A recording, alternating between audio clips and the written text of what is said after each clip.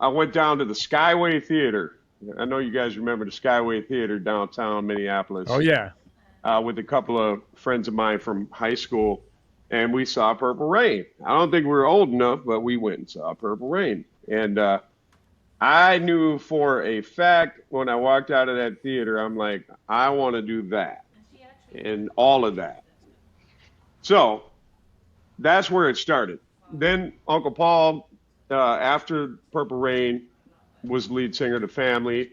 That was a whole nother um, continuation of that, the Prince influence on me and through Paul and all of that. It runs so deep in all of our lives, obviously, to be connected to this thing. And that's why it really is a blessing to be with these guys who were there.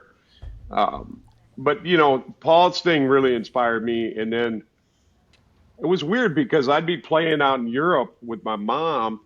And I think it was Matt Fink and Robbie Pastor walked. I'm playing a little cafe in Copenhagen with my mom, and I was like 18 years old.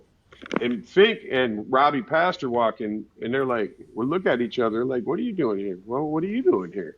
And so they invited us to the Love Sexy show. So then I got to hang at the after parties, and Kat was there, and Sheila was there, and I didn't really get to know Prince then, but the Prince universe I was kind of around, and then somehow I just got plugged in when Craig Rice and Prince wanted another band around Paisley to work on other projects besides the MPG, and that's when I got invited into the. It was initially the Paisley Park house band, and then he would run rehearsals. One thing I learned from Prince at that time was how to play keyboards with two hands, because I was out there going, and he walked up on me and said, Sir, do you have two hands?" And I'm like, "Yeah. Why aren't you using both of them?"